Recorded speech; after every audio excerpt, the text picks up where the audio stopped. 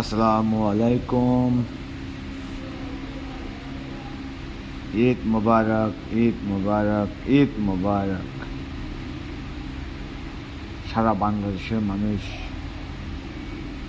জানায় ঈদ মুবারক। আলহামদুলিল্লাহ, ঈদের দিন ঈদের নামাজ পড়ে আজকে অনেক আনন্দিত, ফ্যামিলির সাথে ঈদ করতে পারে বলে। আলহামদুলিল্লাহ, আপনারা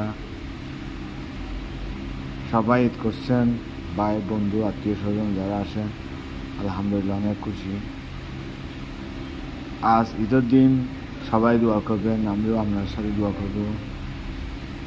একজনের ভালোবাসা আরেকজনকে পৌঁছে দেবো ইনশাল্লাহ।